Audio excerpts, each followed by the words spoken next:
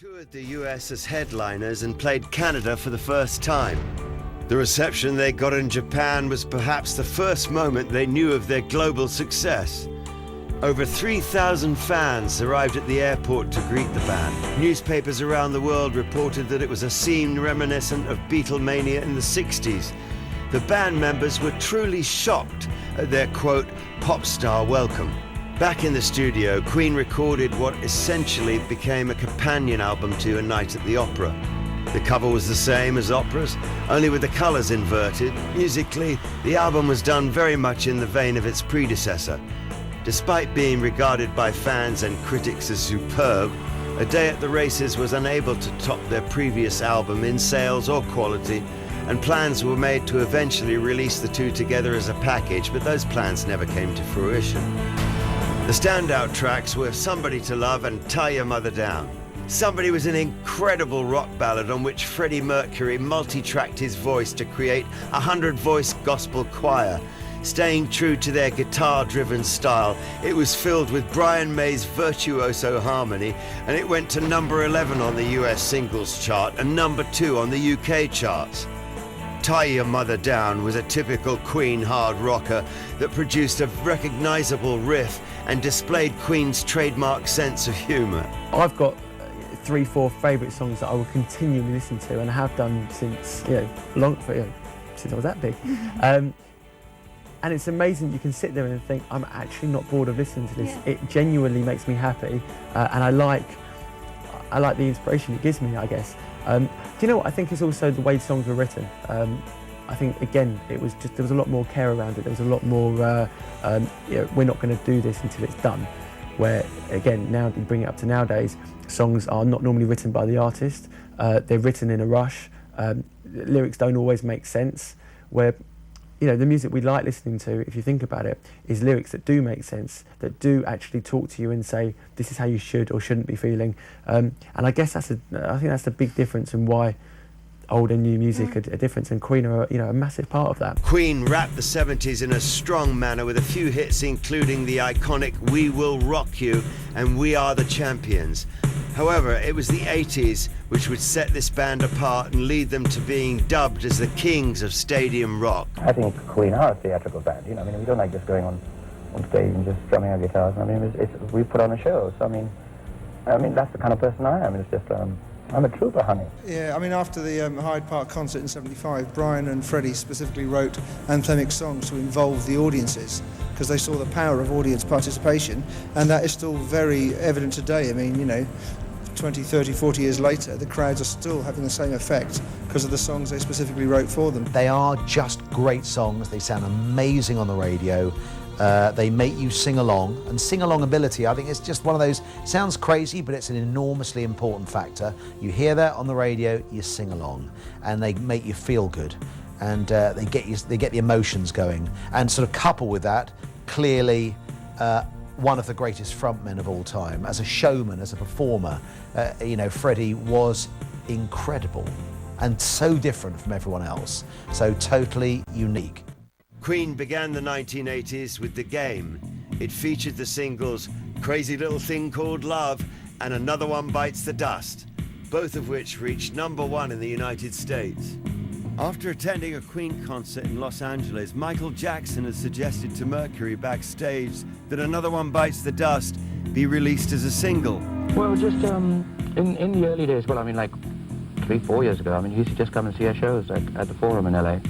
And I guess he liked us, and so I got to meet him, and he kept coming to see us, and then we started talking, and in those days I think he would actually go out. He'd go out and have dinner or something. I remember going to dinner with him, and I think now he just stays at home and doesn't like coming out at all. That's what he says. He says, whatever he wants he can get at home, because anything he wants he just buys it. But have you talked to him about, just in terms of being an artist or in terms of a song? Well, to stay in the house like that kind of isolation, that's so scary. I know, that's not me, but that's his bag. And I wouldn't do that. I'll be bored to death. I have to go out every night. I hate staying in one room for too long anyway. I just like to keep moving. It's just an individual approach, I don't know. I mean, I guess he's just because he started when he was very young. So I mean, when you think about it, well, when I'm talking to him, I think, my God, he's 25, I'm 37. Yet he's been in the business almost longer than I have. Taking the King of Pop's suggestion, the single spent 3 weeks at #1. I've done like 3 tracks with him, and that was about a year ago, longer than that. And yes, Victory was one of the songs, but he wanted to use the title for the Jackson thing, but the song is still there, and it's probably just waiting until the two of us get together and finish it. Yeah. And no, and I mean, it's just because he has commitments, I have commitments, and it's very difficult. I mean, he's on tour, I'm going on tour, and you've got to sort of, it's very, very difficult when 2 different, musicians trying to get together. I mean, he has to do his stuff, and it's just that when I was spending some time in LA and we're friends, he said, oh, why don't we try something? So, I mean, one day it'll probably be finished. And, well, the other song is called State of Shock, which I did, and Mick Jagger's on it, but it's all okay because Michael called me up and said, look, I want to finish the song, I want it on the Jackson's album, and I said, I can't come over because I'm in Munich. And he said, well, is it okay if Mick does it? So I said, fine, songs are songs. I mean, as long as our friendship carries on, we can write all kinds of songs. Even with their successful chemistry, collaborations with other artists were not out of the question. In fact, they were welcomed, especially by Mercury. The most notable was with David Bowie.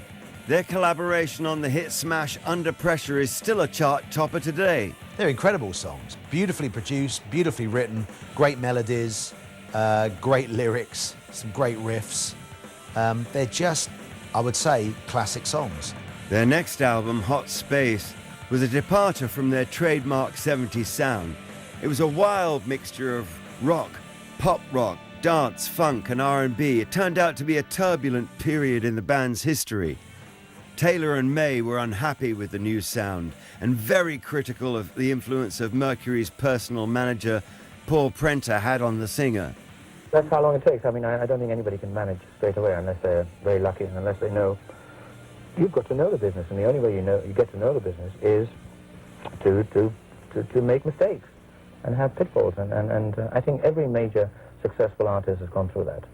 I refuse to believe that somebody's just had no problems at all and just managed to do it like that. I think that's all part of history, all part of a band's history. They have to go through all that. May accused Prenter for being dismissive of the importance of radio stations such as New S networks and their vital connection between the artist and the community, in addition to keeping Mercury at arm's length.